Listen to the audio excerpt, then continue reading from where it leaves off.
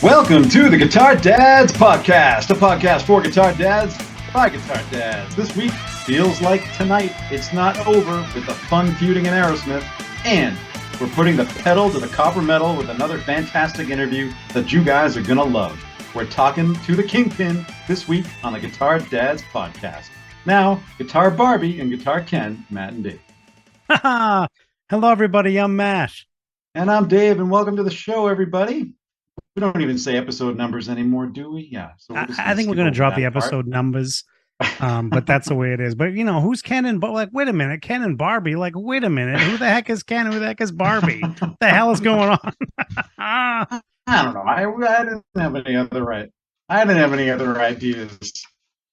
Everybody anyway, is welcome to the crazy. show, everybody. Thanks for going crazy. Yeah. Who's going crazy? No, I'm saying everybody's going crazy with this Barbie stuff, Well, and I'm like, I don't know. Oh, the Barbie stuff. People are totally going crazy. Is it good? But I don't know. If you're new to, I don't know. But if you're new to this show, we don't usually talk about Ken and Barbie. But thank you for tuning in for the first time. Real quick, you can check us out over at on Instagram at Guitar Dads Podcast, where we post clips and other fun stuff about the show. Over on our private Facebook group at Guitar Dads Podcast over there. And of course, if you want to support the show, you can head over to patreon.com/Guitar Dads Podcast, where we have a multitude of tiers. If you'd like to support the show, we would greatly appreciate it. And we thank our patrons who are already supporting us. And yeah, should we get into it, Matt? Anything else? I think that's it. Let's get into it. All right. So I'm going to introduce our guest. We're really excited about this interview. We are excited this week to be joined by another great pedal maker, and even better, he's a local guy.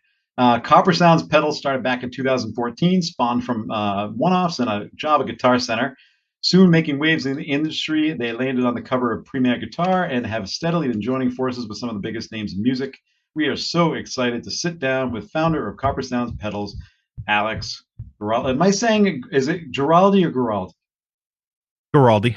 Okay, I thought I said it right. I was going to say it right the first time. Anyway, Alex, thanks so much for joining us. Thank you, Matt. Thank you, Dave. Honored to be here with you guys tonight. Oh, we appreciate it. Thanks for hanging out. Absolutely. We have a lot we're going to talk about. Yeah, it's nice to get just a couple people from Massachusetts here. Yeah. It's cool to have three Boston guys on the podcast. Yeah, not often we get to do this, so it's fun. Yep, it's representing Massachusetts, and you know it's really cool that the gear world is represented so well here in Massachusetts, and you know you guys are a major part of that. So, thank you. Yeah, there's a lot of great companies in the greater Boston area here, and we're just excited to be part of it. Awesome. Yeah, no, it's really cool, and we're going to be talking about. We got a lot to get into tonight. But as our listeners know, we always do a news and notes segment to start. And when we have a guest on, we love to have, we want you to chime in. Want to know your thoughts on things too. Sure. So, hey guys, speaking of Boston, this was actually an interesting tidbit that I came across, and I didn't know, and I'm ashamed that I didn't know because I'm a huge Aerosmith fan, number one band for me. But apparently back during the 2009 stint when Steven Tyler was doing his solo thing and there was a rift in the band and it was kind of in question whether the band was going to continue, apparently Joe Perry reached out to none other than Chris Daughtry to join the band and sing because it wasn't clear if they were going to be able to tour with Steven. Really? I hadn't heard that before. Did you guys? Yeah. I thought that was really interesting. I mean, Alex, what do you think? Are you an Aerosmith fan? I mean, you're from the Boston area. You gotta love Aerosmith, right? Or am I jumping to conclusions here? I think there's, as like a Massachusetts native, they're one of those bands that's always around. I think they're in the camp for me of they're more casual and they're a band that I'll have respect for, but I'm not necessarily going out of my way for, but I'm also not turning off. Oh, okay. You know what I mean? So I'm more casual on them. Dagger in the chest, but that's okay. Yeah. No, he could have said they're a terrible band, Dave. No, I'm not. I don't have a problem when they're on. A friend of mine that I worked actually at Guitar Center with, he has a song called "I Saw Steven Tyler at the Mall," and I'll never forget that. Yep, that's awesome. Yeah. And he probably did because people like see him all over the place and around Massachusetts. So it's funny. Yeah. it's very real for us. I've never run into Interesting. Steven Tyler, but I did. And Dave loves, I mean, Dave loves this story. But one day I was driving in Boston. It was way back when there was still the central artery before we had the tunnel. And I'm driving on it and I see this Ferrari just zooming through traffic. And then like traffic kind of slowed down like it does in downtown Boston. And I look over and it's Joey Kramer, the drummer of Aerosmith, in his Ferrari. And I'm like, Joey, I'm like yelling at him and he's like waving to me. It was a great time. It was a great moment with Joey Kramer. So anyway, I wonder if bands like Aerosmith on that caliber are desensitized to just the very general Boston masshole type of guy, you know, Like Matt was that like day. I was Yeah. that day. Yeah, totally. Really Oh, leaning me. into it with a large iced in his cup. That's right. holder, That's right. you know? I probably didn't have a Dunkin' Iced, but I should have had one. You're right. You're right. That day, it was great. Now that He wasn't was around gracious, the though. same time that he that wasn't around the same time that he got burned at the gas station. Yeah, Right? it was. I remember like shortly thereafter, it was probably the same Ferrari that he got Right, like so- that yeah. blew up on the gas station. Yes. God. Yeah, it did happen. He was okay, but he got burned. So what do we think about Chris Daughtry? To me, I mean, I think if anybody was going to be able to do that gig, it would have been him. It would have been terrible for me. I don't know if mean, Daughtry. I don't know, Dave. Daughtry doesn't really have the voice for that. I mean, he's awesome. He's a good He's got singer. the range. Does he He's got have the? range. Does he really have the I Aerosmith don't. Well, range? it's a good point. I would think he would. I think he. I mean, obviously they'd have to kind of change up some things, but I think he could. I think he could have done it. I wouldn't have been interested, but hey, more power to him. Chris Daughtry had Yeah. like a string of hits in like the early 2000s, right? Was it around there, like 05, around there, Mid-noughties. 06? Mid-noughties. Yeah, that's good. Yep. I thought he had some good stuff, but I don't know. Aerosmith, I don't know. I could see Bon Jovi. I could see him like taking over. Yeah, for Bon I could Jovi. see something that has a little bit more click into like almost like the twang or a little bit of a countryness type of thing. Okay, Just- yeah. I really only know Daughtry's eponymous first record. Yes. And there was a lot of great songs on that. And Oh, yeah, tons, he's got some pipes, and I feel like there could be worse choices there, Dave. I feel like Yeah, no, they could have been worse, but Mhm. I think you're right. Like a bunch. Yeah, maybe bunch me, and maybe Phil X should be reaching out to Chris Daughtry to sing for Bon Jovi these Well, days. yeah. Well, it'd be like a different thing if he ever sang with Aerosmith. It'd be like the Adam Lambert and Queen thing, right? Like Yes. just a totally kind of a different thing. I mean, yeah, Adam Lambert's got the pipes, but he's not like a Freddie Mercury clone, right? The way No, that who is? like the Who Journey, is, yeah. the Journey guy is basically they've tried to clone Steve Perry with the Journey guy, which is great, and the guy sounds great, but he's trying to sound like Steve Perry. Whereas like if you listen to the Queen thing, it's totally a different thing, which is still good, but that's what this would be with Daughtry. I think it's interesting. That's a great little tidbit, though, Dave. Yeah, I think Arnel Pineda from Journey. He just sounds like Steve Perry in a way. He so I does, don't know he if he's does. trying. I think his voice just sounds that way. But anyway, I thought that was interesting to bring up, and with a local guy on, I thought that was an interesting news. Yeah, an note. Aerosmith thing. I love it. All right. Alex, why don't we start off for the listeners that don't know? Why don't you tell us about the company, kind of how it got started? I think a lot of our listeners probably do know Coppersound Pedals and own them. But for those who don't, why don't you kind of get into the company journey? Sure, yeah. So Copper Sound kind of started when I was working at Guitar Center. So just south of Boston in Braintree, I opened up that store with some people that actually work here now.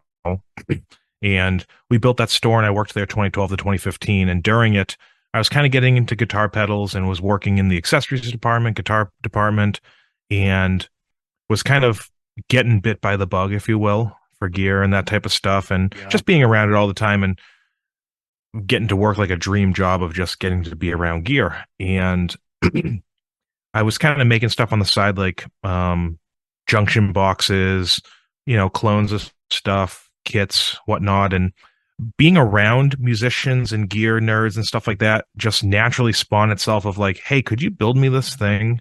Or like, oh, hey, I saw what you made, Johnny. Can you make me this? But like red, blah, blah, blah. And it's like, as long as it was feasible for me to do, there was like no answer was no for the most part. You know what I mean? Or it'd be like, I could find a way to do it if we do this. Okay, that'd be fine too. You know, and just building up the portfolio, getting the progress shots, getting pictures. You know, I wasn't really focused on like the social media aspect. I feel like social media now at least almost has become like a monster of like a thing that you almost need to do. And at the time, I didn't realize I wasn't making content. I was just capturing a journey, if you will. Yeah. It wasn't intended there. And sometimes I think that can translate to of seeing natural things versus everything is artificial online type of thing. So Right. I was doing that and just naturally taking pictures because, you know, that's what I did of the stuff. It was just fun. And then just stuff for online because you wanted to have that. So I make that for friends, family, people, colleagues in the industry. And then while I was there, Jordan, who works here, he was a colleague at Guitar Center at the time, and I was going to have him do some website stuff for me, like to build the website, 'cause I didn't know how to do any of that type of stuff. So what I did was I was working on his Strat, and as a gift, I made what was the first Strategy preamp guitar pedal, the one that looks like a cool. Strat cutout, and I matched it to his like aged Olympic weight Strat. He had like a made in Mexico standard Strat that was like his tried and true guitar. And I matched it. I was like, hey, here's a gift. Thanks for helping me do the website and everything. And that kind of snowballed there. And we just kind of kept, you know, we would be at work and we would like, I'd be in the acoustic room and be like, hey, here's an idea for something, you know, that type of thing. So him and I were making the website, launched that type of stuff, started with a lot of utility boxes. It was around 2016 that we kind of really gave it a go with the Strategy. And then that same year, we had a pretty big year of launching our first actual like branded pedal, which was Daedalus, a dual reverb pedal that actually had like artwork and branding, and it was powder coated and printed. Nice. Circuit board designs. I had been teaching myself circuit board design in the background, and that was our first launch in 2016, which we then followed up with Gravity Bomb and Foxcatcher. And Foxcatcher is in our series has kind of become like our flagship pedal, or one of them. Like, if people know us and it's not from the Triple Graph collaboration with Third Man or from the Telegraph Stutter, they probably know it from Foxcatcher, which is really cool, you know, to see with in a ever evolving and blooming world of gain related pedals. It's cool to have at least something that sticks out, you know, when people think about overdrive pedals. Yeah, no, and it's a very cool pedal. I remember a few years ago when before Matt and I had made our first trek down to Plymouth to the guitar pedal shop, Rick's place.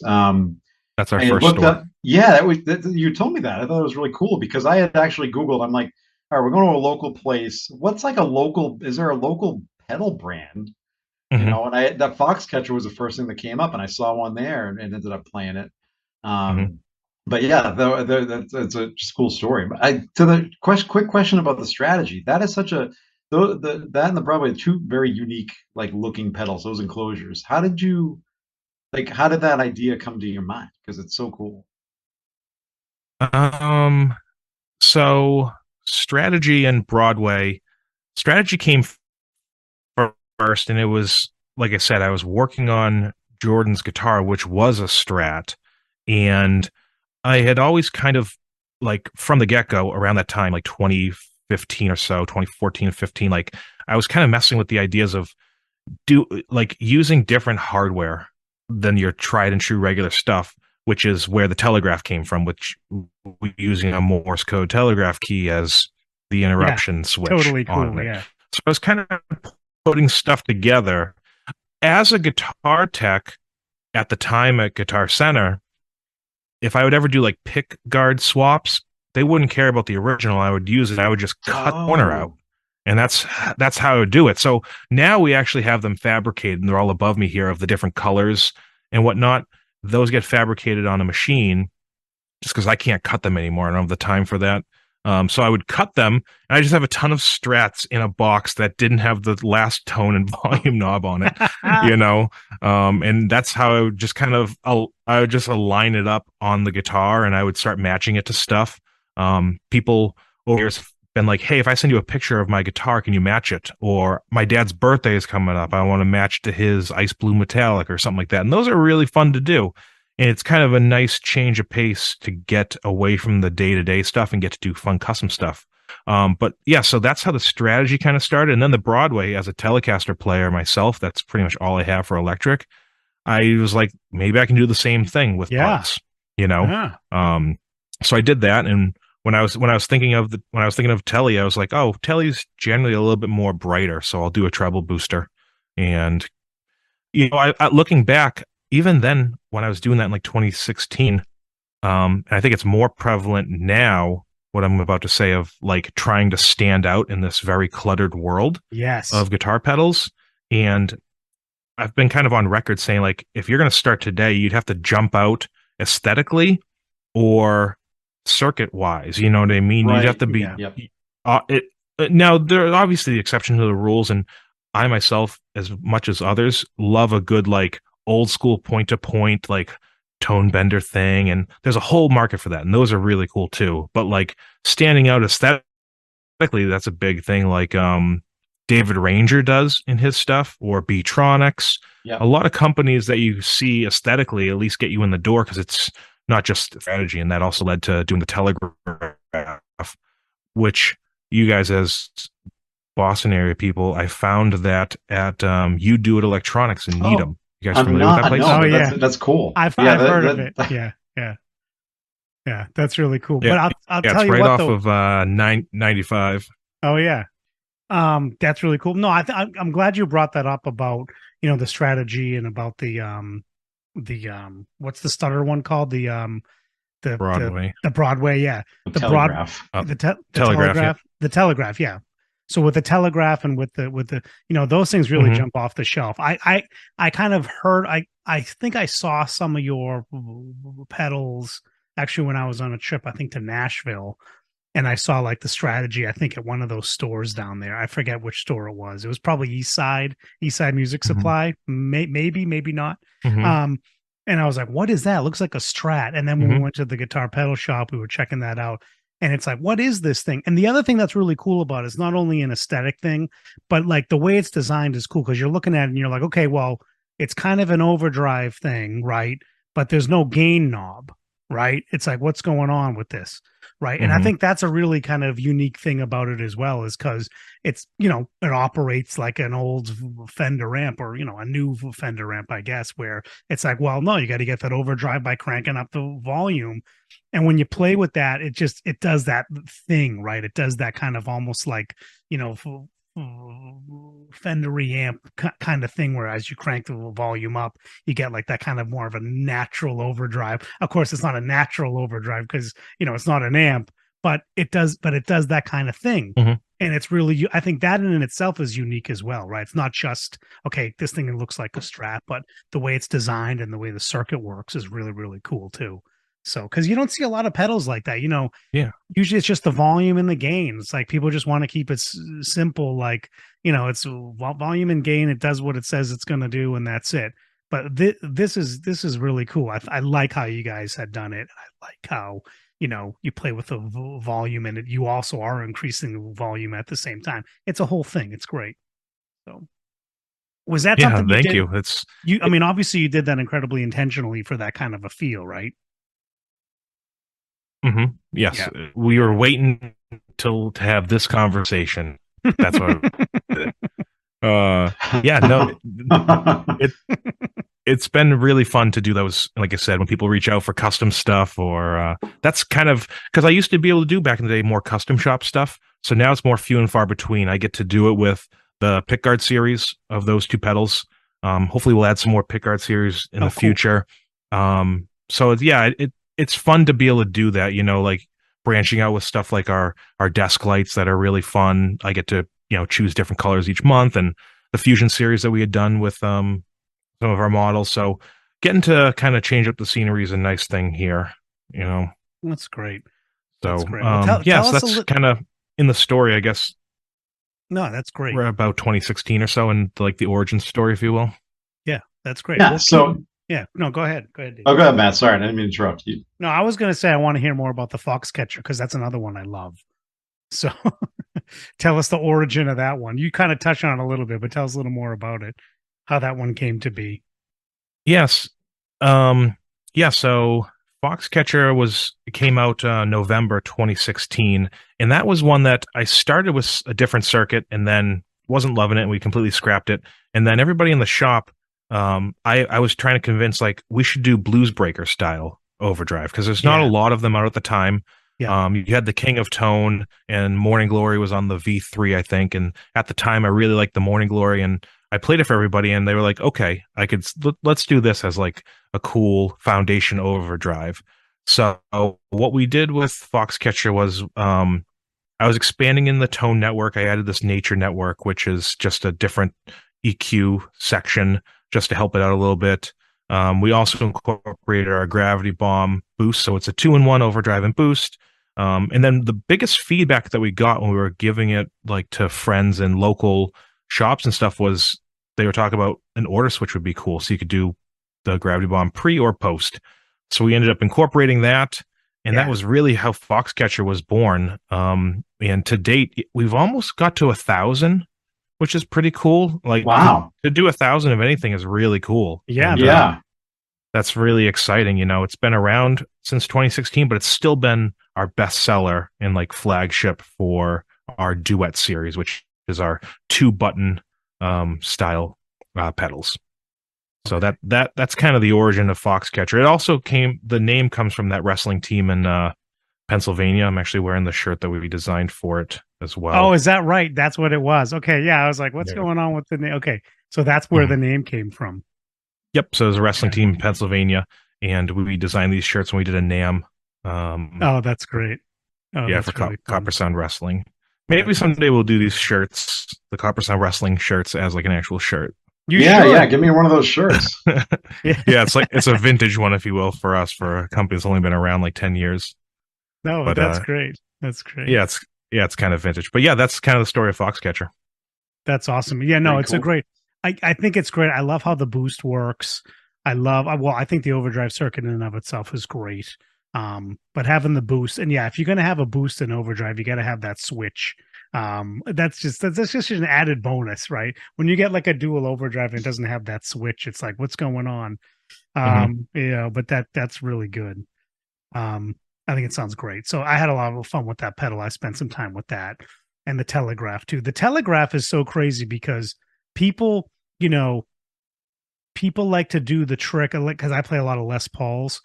People like to do the Les Paul trick where you turn off one of your pickups, right, and then just use your pickup selector as that kind of stutter thing, right, like a kill switch, right?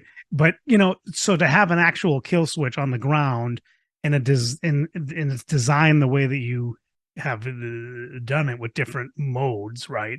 I mean, that's really cool. So talk a little bit. I'm just interested in that kind of pedal because that is a unique pedal. Not only because very unique, yeah. Not only because you use like the Morse code thing, which just looks incredibly cool, but just that whole idea of like, well, why don't we just do a kill switch pedal? Like, what the heck, Yeah, at its core, it's just such a basic, shunt your signal to ground but literally, if it were a switch, we wouldn't be having this conversation. But the fact that it's a Morse code, like telegraph key, like a CB radio thing, like I said, I found in Needham, Massachusetts, and I saw it and I was like, I wonder if I could put that on a guitar pedal.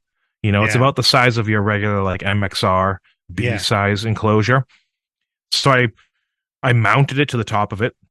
I put some hot and cold wires on there with a signal.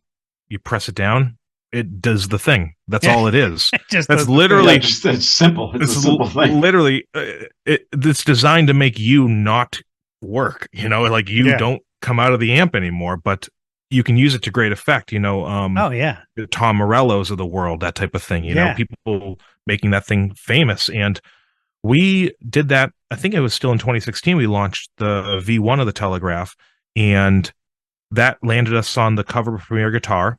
Okay, saw, that's the they, one. That's the pedal that did it. Yep. Okay. Yep. Yeah. So they saw us in Nashville 2016. Okay. So we were exhibiting for our very first NAMM show down in Nashville, and we had the telegraphs. We had a whole army of them. That's usually when telegraph does the best. When people see an army, it's something I've never seen before, and now here's 50 of them, different colors and stuff like that. Yeah. And we just brought them down there. We were having people ask about them, buy it on the side, picking up dealers because of it. It's something like, holy shit, I've never seen that before. Wait a minute, it starts at $49. Like, it was just one of those things that the thing sold itself. We never had to really worry about marketing or anything like that. We didn't make a ton of money on it, but I just called it kind of like a business card, and it kind of really got us into the industry, and people knew us. Like you had said, Dave, like the strategy and Broadways, those are one of those things you're like, oh, I feel like I've seen that before. I don't know who did it. I don't know who did it, but I've seen that. And telegraph is similar, like, oh, it's that. Oh, it's those guys. Yeah, it's like immediately recognizable, even from a distance. It's because I don't think anybody else, in terms with regards to the Broadway and the strategy, I don't think anybody else is doing anything like that, anything close, right? Mm-hmm. Yeah, I mean, there are companies like I mentioned that do really cool aesthetics on their but nothing like that actually looks kind of like it was just like a chunk taken out of that section of the guitar, Now can I ask Alex? I mean, just tell me if you don't want to talk about it, but you haven't. I don't want to talk about it. Yeah. You haven't gotten in His trouble. attorney just walked into the room. You haven't got any cease and desist from cease and desist. Cease and desist. That's good. The subheader is "Stop or we kill you." Yeah, that's right. That's right. Cease and desist. That's so. That's good. right. But I mean, I guess they can't do anything about that because you're only taking a little chunk. But it is recognized. Have you? So I mean, you don't have to get into it, but you haven't had problems. We've never had that. I want to say Fender for a trademark aspect is only the headstock shape. Yeah, because everybody and their mom copies the body. That's true. That's right. Even Paul Reed Smith is doing stuff that. That's a great point. And we know what it is. And also, I think Fender is not to come after people. I think that's more of a Gibson thing. Yeah. And I think Fender doesn't really care. Yeah. You know what I mean? I feel like Fender doesn't care. And I feel like somebody pointed this out. They're like, if you go to a show and you see somebody playing like a Bill Nash or a Sir that is Telly style, there's a good chance they can't see it fully. And they're like, oh, what was that Telly he's playing? And they say Telly because they're talking about Fender. That's right. You're still talking about that. So I don't think Fender really cares what they're doing. They're too busy making really cool stuff and a lot of money, so I like, totally agree. That's right. No, that's really good to hear because I feel the same way. It's like everybody's making a Telly or a Strat. No, yeah. Can you do anything about that? Yeah. Yeah, no, it's about as commonplace as just generic circuits too that are almost like become public domain. But no, that's a good question. No one's actually ever asked us that for like the cease and desist, if you will. You certainly don't want to get a cease and desist. You're gonna die. Yeah, that sounds like what the mafia would give you. That's right. The mafia gives you a cease and desist. Oh, that's too funny. Yeah. Well, I'm glad to hear you guys are staying out of legal trouble with Fender. That's really good news. Yeah, nothing there. And like you said, Dave, too, it's fresh yet familiar, because the guitar world as a whole, for the most part, we're very conservative, like type of people when it comes to those type of things. But if you see something that looks like that, you're like, oh, I'm familiar with that, but I've never seen that before, Right. So that's really cool. Let's be honest. I mean, we all fall prey to the look of a product when it comes to guitar gear, right? And sometimes that's the first thing that draws you into something. You don't even have to know what it sounds like or how it plays or whatever the piece of gear is. It's just sometimes there's the look of something like says to you, "Ooh, I gotta go check that out. I don't know what that is, but I need to go check that out." Right? Yeah, we shop with our eyes too a lot of times. We totally do. But that's the thing. It's the aesthetic and the romance between the hardware and all that type of stuff, and that's the thing that got you in there. That's the thing that got you into the instrument because you liked the look of it, and I don't think that's necessarily it's just a human trait. It's not really shallow. Like that's what it is, Yeah. How often do you go by a house that's completely unkept and shit and you go, I'd like to see the living room. The bathroom, exactly. like it's gorgeous, like there's a reason you picked that up, there's a reason you're with your partner or spouse or whoever it is, because there was an attraction there to start. Yep. And then Right. Good all point. the other things are precedent over the attraction. You end up finding out whether it's personality, humor, whatever it is, but it's like the attraction is the thing that got you in the door. And because you had that connection. And that's the same thing with gear. You know, you, like you said, you went down to Guitar Pedal Shop, down to Rick's place, and you're like, if you see something like, oh, that's really cool, I love that color. You don't know what it is, but you're like, now you want to try it just because, like, oh, I've never seen something that looks like that. That's right. Yeah, That's really totally. cool. Drives right to it. Yeah. And then maybe yeah. you'll fall in love with it after. Yep, That's that's right. right. I do want to throw this up, Dave, maybe for Instagram, so people know, in case people haven't seen it. So here it is. If you guys can see it, here is the strategy. And Alex, correct me. You can customize these on the website, right? So you can put different pick guards on that, and you get different colors of the enclosure and such. Yeah. All right. Yeah. So you're right, Dave. So both the Strategy and the Broadway are two series of pick guards. You can customize. The customer gets to choose the finish, the pick guard type, which we have 6 pick guards: mint, parchment, white, black, tortoise, awesome. and pearl. And you get to choose the hardware between gold, nickel, or chrome. And then for the Strategy, you get to pick the knobs. Same like whites, your creams, your blacks, your mints, all that type of stuff. We've even done with a friend of ours who does airbrush, literally wrote a book on airbrush. He's done some wood grain finishes.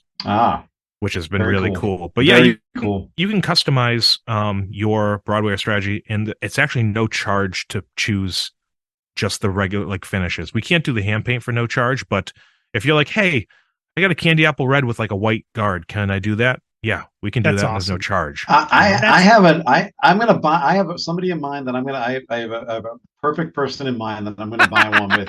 Has a white pick guard. A listener of the show that believes a white pick guard belongs on a telly. No, actually, he doesn't believe a white pick guard belongs on a telly, and he knows who I'm talking about. Matt at least knows who we're talking about. Where do you stand on this, Alex? Do you like a white pick just guard gonna on ask. a telly? You said you're a telly guy, so you're like, so tell us.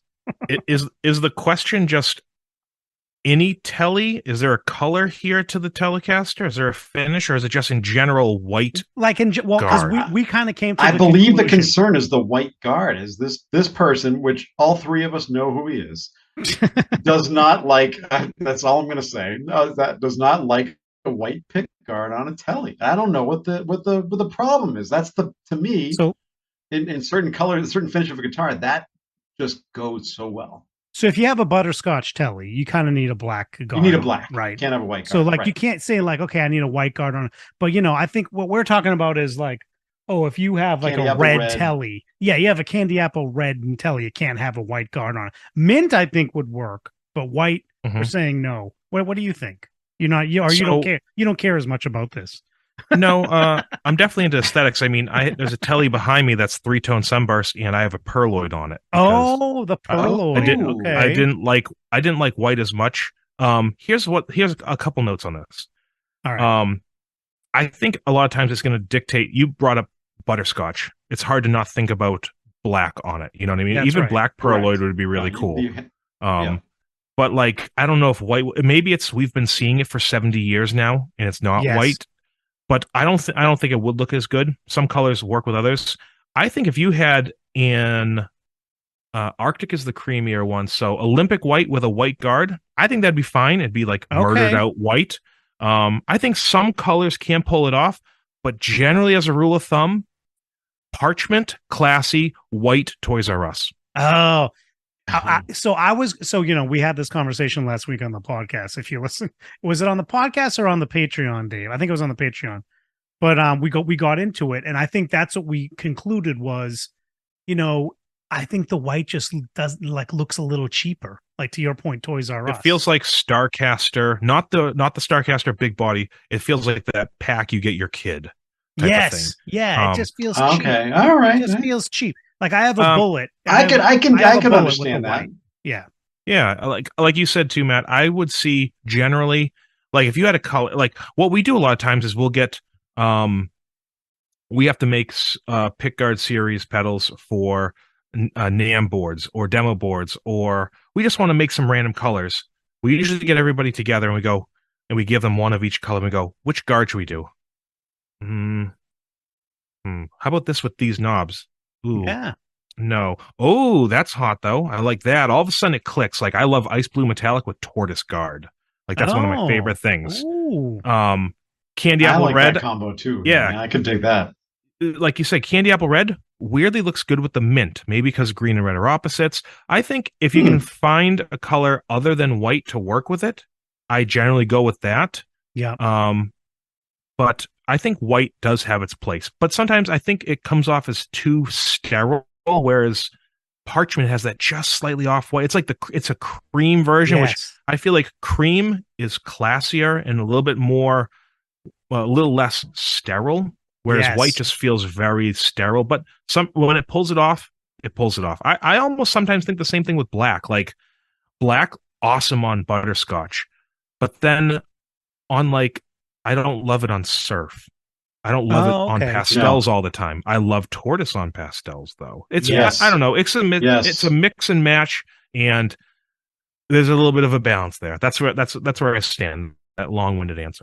Tortoise on pastel is interesting. That's kind of a cool look. I usually would go with the mint on any pastel, but I think the tort, that's I cool. think the tortoise, it's so Jeez. rangy. The tortoise, it really fits on anything. Well, not Yeah, it anything, really but a does. lot of things. I Yeah. I Yeah. got one. I'm going to show you right now. All right, let's see it. Let's see it.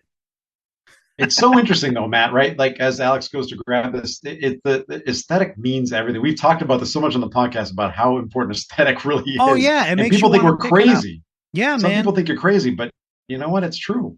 Alex has got a So whole tray of did those just come out of the oven? Yeah, they did. So this is so my favorite Smell it fender now. my favorite fender finish is shell pink. This is Okay. shell pink Oh, with mint. Ooh. Now here's shell okay. pink with tortoise on it, which I'm definitely a Ooh. fan of. Might be hard to That see. looks great. It The looks tortoise great. and the shell pink, that's amazing. Yeah, no, that I think Tortoise that and just shell does it. pink works. That works. Yes. Yeah. And What else you got there? here's Seafoam. This guy has a parchment guard on it. This guy has black. I actually lean towards the lighter one. I was gonna say, sorry, I I would like the agree. parchment. Mhm. I would agree. I like the parchment. It's so funny. I mean, it means nothing to the guitar and how it plays or anything like that. But man, Matt and I have talked about this on the pod a Or the lot. Like pedal, as it it were. does, Yeah. or the pedal, as it were. Yeah. It doesn't matter. It's as if you as the player, if it changes something about you, then it changes the way you play or changes something about your playing, Oh and that's yeah. what matters. Yeah, it's like And a form of people don't a lot of people don't understand that. it's a form of expression, right? Like if you're gonna, even if you're not gonna gig it, right? Even if you're not gonna take it out and show people, a guitar, especially but pedal, people don't, I guess, see that much when you gig. But with a guitar, it's like a fashion statement you're making, and in music, that's important. It just is. Aesthetics and music are a thing. It seems ridiculous to say that, but it's like rock and roll and just music in general is kind of about style, right? It just is. So anyway, that's the way I feel about it. But It's like an identity. yeah, exactly. It's just part of who you are and the vibe you're putting out, and the whole aesthetic is part of it. So, Mhm. So anyway. Alex, do you have any, Kim, and you don't have to necessarily talk about anything that might be in the works, but any kind of, you mentioned earlier about, there's not a ton of like unique circuits that a lot of circuits have already been done and done again, but if there, have you guys been working on anything that might be, as unique as the telegraph is as simple as it is, it's very unique, but are there any circuits or things that you've been tinkering with that might be coming out soon that you might be able to tell us about? So for like uniqueness in circuits, that's a whole conversation itself because there's obviously like your classics, your tried and trues, people's take on them, Yeah. that type of thing, which those are fine too. We do that as well. Like I said, Blues Breaker for Foxcatcher, that's its Yep. derivative. There are things that we've done. We just released 2 new pedals. You're familiar with them both, the Kingpin and Iris. Oh Those yeah. are both like they're with Kingpin, there's like parts of it that are pretty just textbook, but the way I put them together, I don't think anybody's ever done with the fact that it's MOSFET, JFET, and it's germanium driven all at the same time to give it kind of a cool flavor. So that's what a lot of people do sometimes, where it's like, oh, I took this thing's that, and I took the EQ from here, and people do that all the time. And Kingpin was kind of like that. It was also kind of like my vendetta against, like, I want to make $100 drive pedal that has germanium in it, which, like Yes. those things don't usually go together. But a more Right. unique pedal that actually just came out last month is Iris.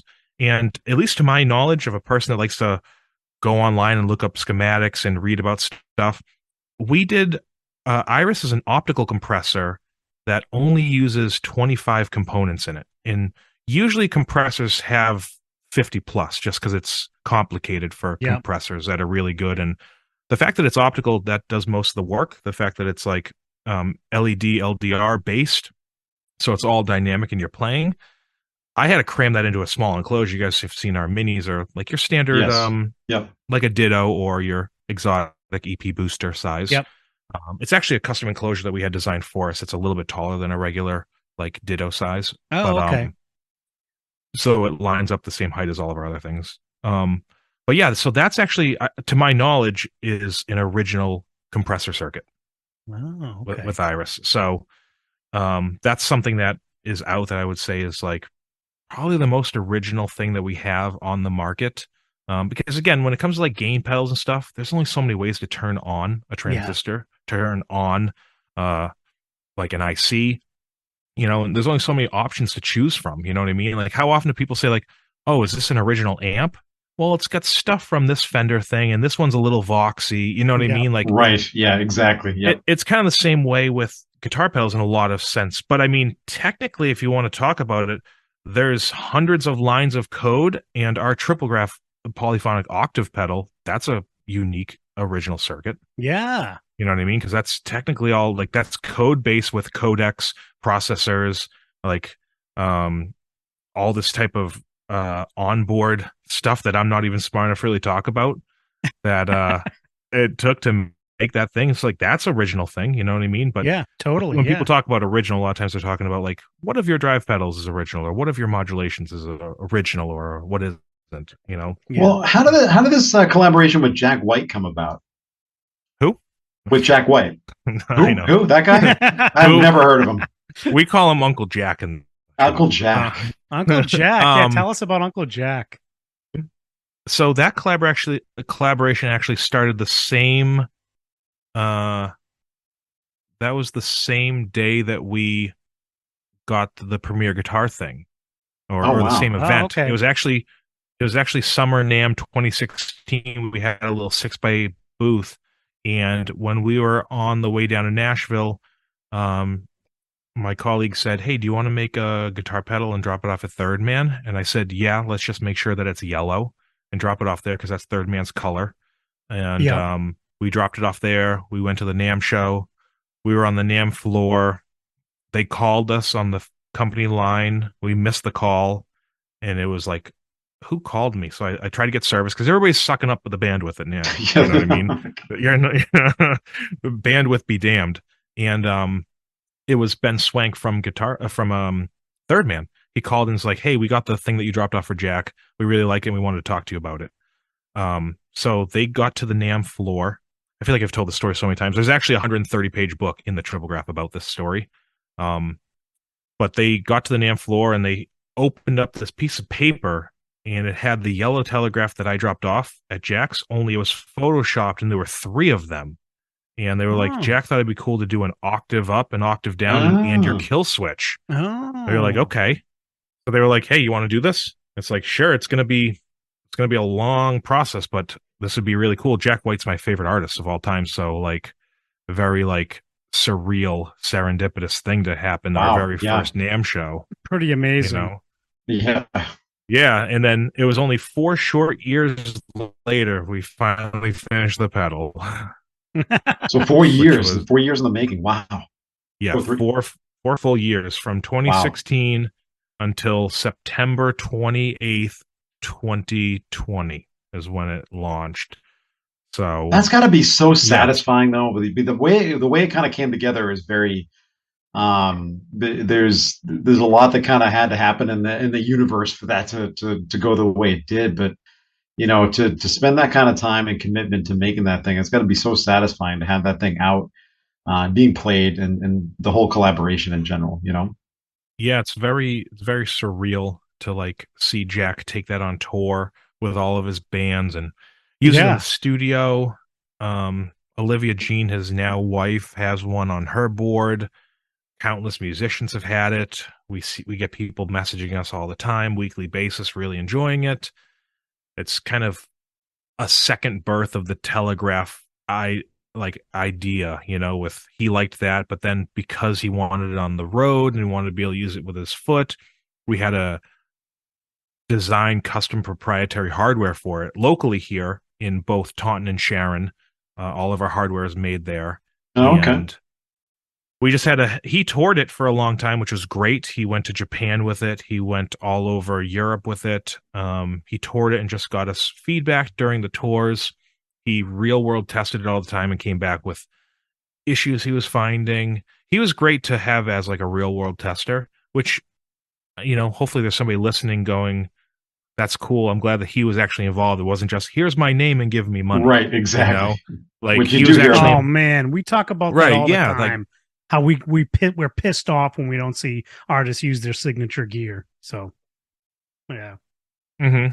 Yeah, and this is one that Jack uses on all of his things. He was there for the development. When we send artwork, it goes through him for approval or That's disapproval. awesome. We don't want Unky Jack's disapproval. So he sends us a cease and desist. Cease and Cease and desist. desist. He's like, guys, you know what? This thing sucks. Cease and I'm desist. gonna kill you. Yeah, I can't believe Jack sent you one of those. That's so terrible. But it's funny because we just created one, so I don't know how he even knew about it. yeah, I don't know. He must have known. But so that's an awesome story about how you were able to hook up with Jack White. Like I'm on your artist page on your website, and there's like some major heavy hitters on this, man. You've really been able to, you got some heavy boys. Create some buzz here around this. Do you want to talk about any of the other kind of artists that you kind of work with on stuff? I mean, I know like the Jack White thing is probably the most special thing. But it looks like, I don't know, we got Gibbons is holding the Telegraph. I don't know what's going on here. That was cool. That was down at True Tone in Santa Monica, California. He got a couple of them. Now that's more of like we find out through some type of grapevine that an artist is using it, and then we want to promote that. It's really cool to see like a person of this caliber is using our thing. Now there's no actual collaboration on a product from scratch like we did with Jack. But sometimes artists reach out, whether they're big or small. We have an artist contact page. You're speaking of Bon Jovi. Phil X has a strategy. I see Phil board. X. I see Phil X. Yeah, that's really cool. It's like there's not a collaboration there. We don't talk to that person. We're super pumped that these people are using our gear. That's really cool to see. But the Jack thing is obviously a little bit different. Like, we have Zoom calls with them, and we get to go down to Third Man and get tours. And there's actually going to be a documentary coming out in September about the making of this. And Jack gave us the only interview he did of 2020. Oh, wow. Or 2021. Wow. So in 2021, we got to film Jack in his office. We're finally using that footage for a documentary that is going to be coming out next month. Hopefully, we'll see. Fingers crossed. There's a lot going on in the background, but and where is it? What's it coming out on? Where can listeners check it out? So that I'm not sure necessarily how it's going to be promoted. Once they approve everything, maybe we'll collaborate with Third Man on that type of thing to just just have it a collaborative process on our YouTube channels, that type of thing. Maybe even we could have Third Man screen it in Nashville since they have the Blue Room. That's stuff for us to figure out afterwards, but it's going to be at least be on social medias and like our YouTube channel. Maybe Third Man will have a copy of it as well. But that's going to be cool. It's going to be a full-length documentary on the 4-year process behind it, including Jack's interview.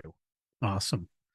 That we can't wait for that. That sounds like it's going to be really exciting and cool to watch. Very cool. That's been a long time coming.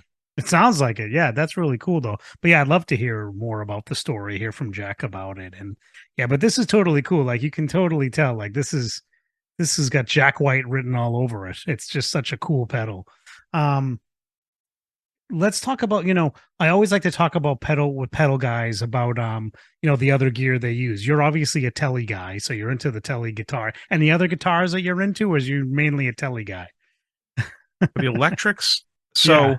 So I feel like because I'm so picky on guitars, my wallet has thanked me for that. There's there's really Wish like, mine could. yeah, right. Because it's almost become a running gag in the shop. Somebody will show me a guitar, and I'll be like, not for me. You can't Pretty get much, excited And about a guitar. you got some. You just have some willpower that I wish I had. it could know. be. I did karate for 11 years. That probably helped it. There you go. So Yeah, it's a that's discipline. right.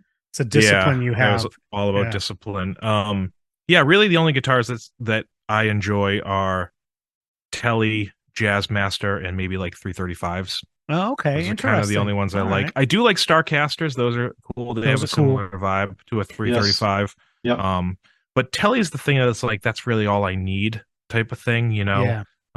just streamlined and go. I don't need a tummy cut. I don't need a third pickup. I don't need a seventh string.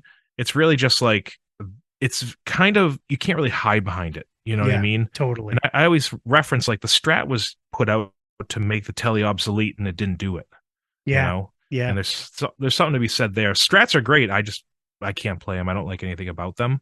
Really? But people make them Okay. sound good. Oh, People make yeah. them sound good. Now, know? now I think I know what you're going to say. No, you don't. The Cease and PRS. Cease and desist. The PRS Telly. Any time for that? No. I knew you were going to say that, but I will elaborate on this though.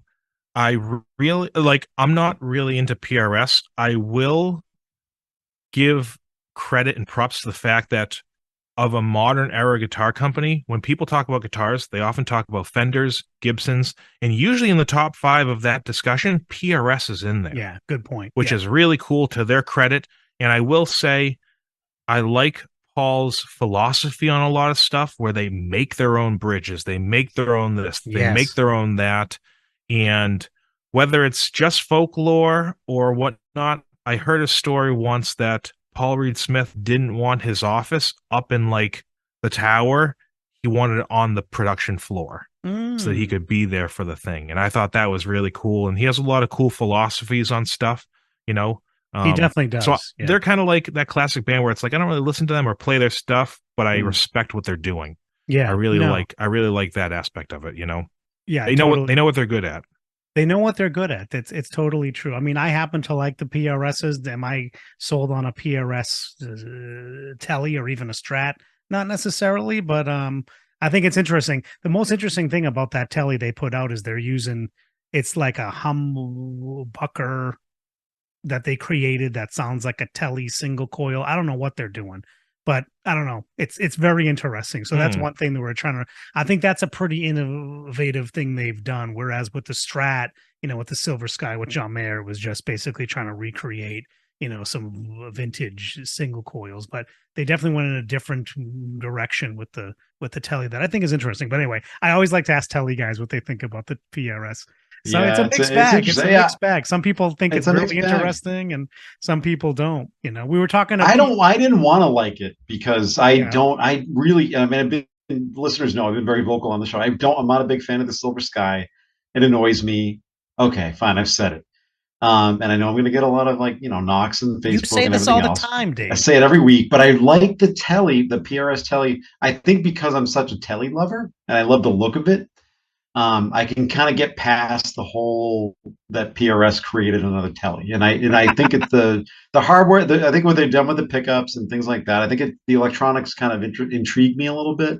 Would I buy one? I don't know. I don't know if I'm there yet, but it is interesting. But I do agree with you, Alex. Like Telecasters, like it's a block of wood with a couple of pickups, and that's all you really need.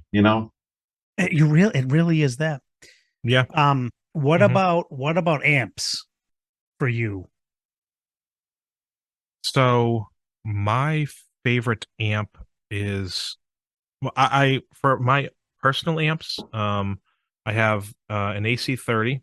Okay. And I have a vintage Gretsch which is essentially like it's from the same factory that did Supro.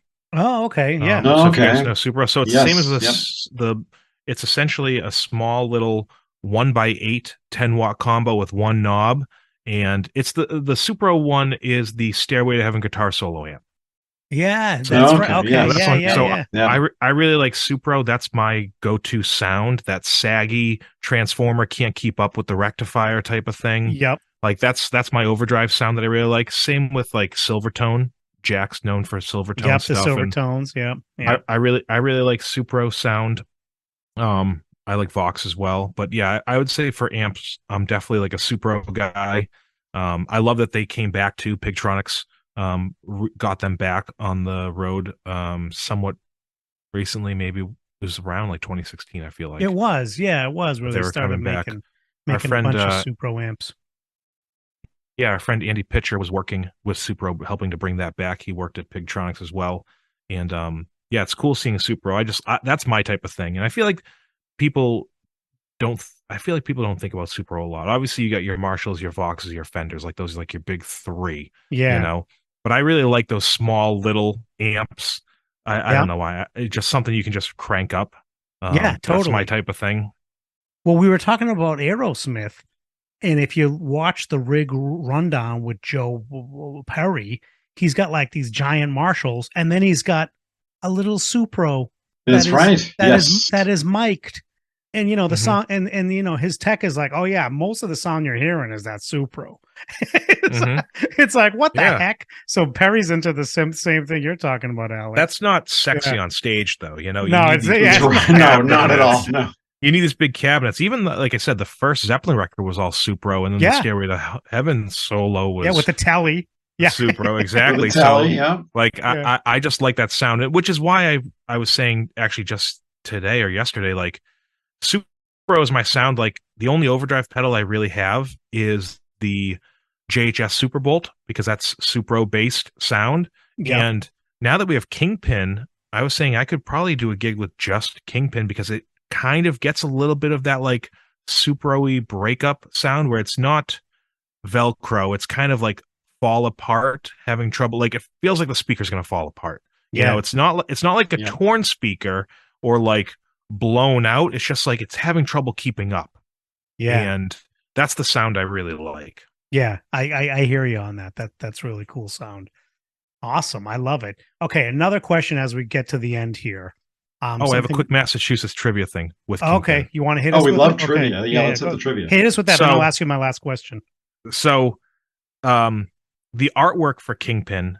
So when we were working on Kingpin, we had different names. Nothing was really sticking. And I was talking about how what's going to be cool about this is like germanium without the price tag type of thing. Yeah. And Jordan's not a builder. He doesn't build the stuff. He goes, oh, you keep talking about the diodes. Give me one of these diodes. What does this thing look like? And I bring it to him. It's this small little cylindrical tube that's glass, and it's got like a filament in it. It's, you know, when people think germanium, they think of like the Klon Centaur, because it's got germanium in it, another Boston guy. And he was like, he looks at it, he goes, hold on, goes to the computer. This is what this looks like. And he brings up a bowling pin. Now, we're Massachusetts people. We have candlepin here. We have candlepin. Nobody knows what that is. But it's the best kind of bowling. No, I'm with you right there, Dave. So I don't love candlepin, but anyway.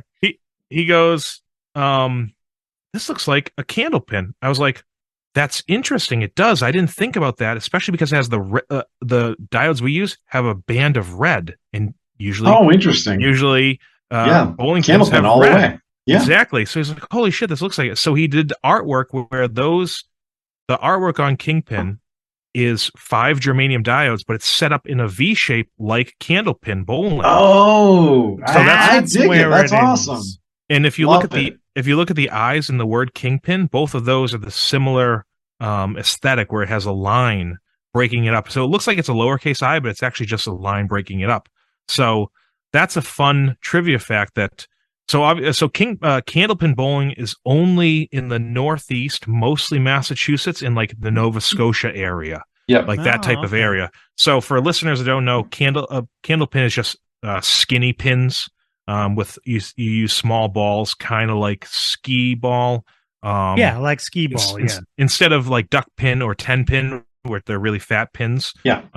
Candle pin's one of those where it's like you get 3 balls instead of 2, and they never clear the thing. It's all the things stay on the ground. I think it's called wood usually, or referred to, that's or something right. like that. So you can whack the pins that are lying. Yeah, we like this in New England. We like to say, like, they took 10 pin and made it better. Bowling better. So there's that. Yeah. If you grew up in New England, you went to a bunch of birthday parties where you're playing. And you had 10 pin over here, candle pin down this side. We actually got to go to Westgate Lanes to do some promotional pictures and teaser videos where they let us go down the alleys, and it felt illegal. We were just like walking down the thing because Candlepin. I've heard you tell this story before. Was this on 40 watt, or I heard? Yeah, I think it was on 40 watt. Yeah, so they don't have oil on the Candlepin ones. So the Candlepin lanes don't have oil on them. So I was like, do we have to take our shoes? If, like I said, it felt illegal to go down there with like a camera, and Jordan's just like got half his body where you're going to picture this thing coming down and just like mangling his body. Yeah. So that was cease and desist. Yeah, right. He's going to be deceased. Oh man, that's awesome. That's great. That was really fun. So that's where it came from. That's where the Kingpin came from. And Dave loves this pedal. I played around with it today, actually, for the first time. I was over Dave's. And it's awesome, man. I mean, talk about a great overdrive, but it's that germanium. It does that germanium sound too. I don't know. It's really cool. For $99, guys, this thing's a winner. Let me tell you right now. Oh, totally. Absolutely is. Yeah.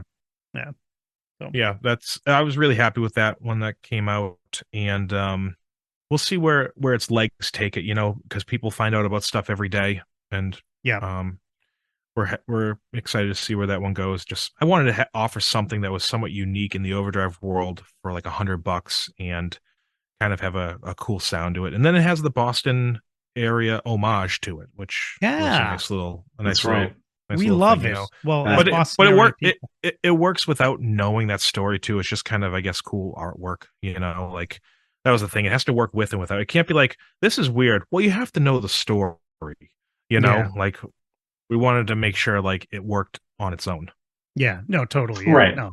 But I think the story just adds so much to it. I'm glad you told that. Thanks. Yeah, for sure. Thanks, it made sense with being on like a Massachusetts podcast right now. Oh no, it definitely does, dude. Okay, one more question, and then we'll wrap up. What is a band that you like? Let's say maybe a band that not everybody knows that you're a big fan of, and you think everybody should be listening to. One of the themes of this podcast is keep rock alive. We like to promote kind of bands maybe people don't know that well, and not like a mainstream band that everybody would know. But do you have any that you're listening to, or that you talk about? Things going on, can be anybody really. Sure, yeah, and we'll keep it. We'll actually keep it Massachusetts based as well. Oh, nice, yeah, even better. Yeah. So this is the band that I'm going to talk about is the Deer Hunter. Okay, Deer Hunter. They're from this area. I think the singer of that actually was in the band called The Receiving End of Sirens, which is another Massachusetts band. But anyway, Deer Hunter is one of those bands where it's, with the exception of like one record or two, it's all completely conceptual, where it tells a story, like kind of think of Coheed and Cambria, right? They're very akin to a Coheed and Cambria, where it's orchestral, yet being very like rock based. So they're definitely a band that I would suggest. One thing that if somebody knows them by, they did this record called The Color Spectrum, where it's all the 7 colors of the rainbow plus black and white, and there's 4 songs on each record trying to represent those colors. Yeah, I'm looking at it right now. I'm pulling up on Apple just so I can remember to listen to these guys. Yeah, check it out. Very cool. So they do a lot of that type of like it's all concept based. The Deer Hunter's the main character, and it's like there's 5 acts of it, and really fun stuff. Very like orchestral. So if you're a listener that likes like Coheed and Cambria, that type of thing. Yeah. More orchestral based rock stuff. Thematic music. That might be something that you'd want to listen to. I love it. Very cool. So he's a Starcaster player too. Like he's a guitar builder, Starcaster player. I've talked to him a little bit. I've probably seen them like 15 times now. Oh, awesome. So And they're Massachusetts guys, huh? yeah, they're based there. He lived in California for a while after he left. He recorded first 2 records in Boston. He lives in Washington State right now, but he's from like he lived in Massachusetts for a long time. So Oh, they're okay. kind of known for being like a Massachusetts, Providence, Rhode Island band Okay. at their core. Well, All check right. them out. Very cool. Yeah, Very we cool. love to. We always do a segment on the show, bands you should be listening to. So we always, every time we have a guest on, love to ask the guest who should we be listening to. If we So remember, thanks for shouting them out. If we, well, you which obviously we remember. did. We did this week, so it worked out. Anyway, all right, Alex. As we wrap up here, what else? Like to talk about Coppersound, where we can find you guys, what's Yep. going on, do all the plugs you need to do. Sure, yeah. So you guys can check out our website at coppersoundpedals.com. You can see all of our devices and tools and merchandise. As Dave and Matt were saying, we have custom finishes that you can do for our Pickguard series, which is our Broadway germanium treble booster and our strategy analog preamp. We also have a series of mini pedals, a series of duet style pedals. You can also check out our collaboration with Jack White, which we did in 2020, called the Triple Graph. You can drop us a line for custom work, any of that type of stuff. Perhaps we can help you out there. And speaking of getting a hold of us, you can get a hold of us on Instagram. We're also on Facebook, social media platforms. We're very prevalent with our newsletter as well.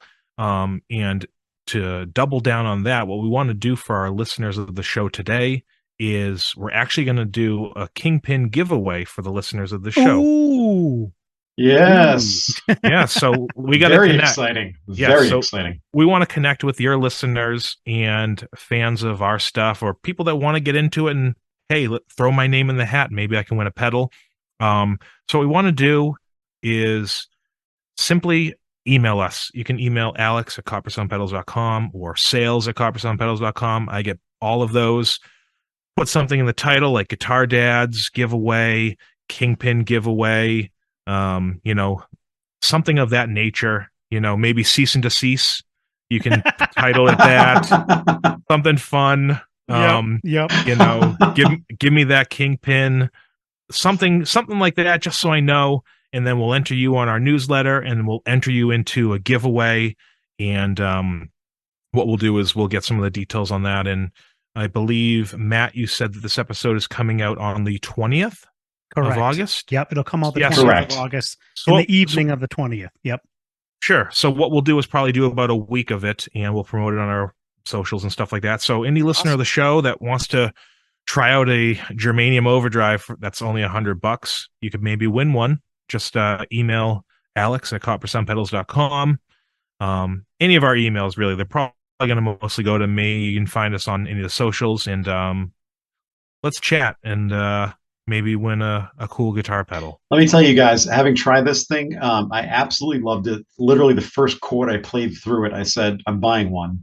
And we think you guys are going to love this thing too. So we're really excited that Alex agreed to do this. And so hopefully one of you lucky winners will be playing a Kingpin soon. And if not, if you don't win, hey, it's $100. I mean, what else?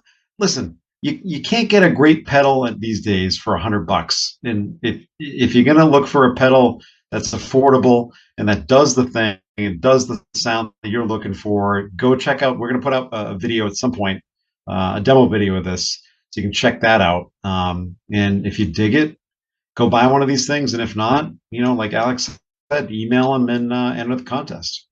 Yeah, let's see if we can get one in your hands and under your feet. And I figured this would be the perfect one. We spoke about it before, Dave. It came out, and you messaged me, and you were like, "These pedals are cool, but holy shit, the Kingpin! What the heck?" Yes, something like that. And I was like, "Yes, I did." I was like, "That's really cool." You're like, "I got to get one." And then I think I saw you.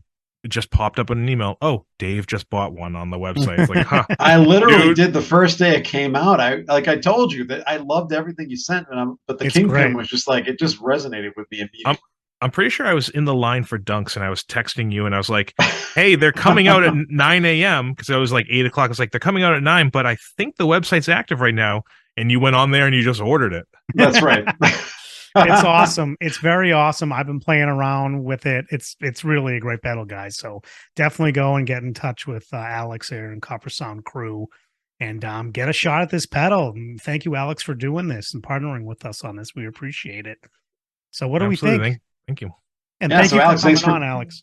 Yeah, we really appreciate it. Guys, check out Coppersounds. If you're not familiar with the company, you need to be. They're doing some really cool things, some really great pedals out there.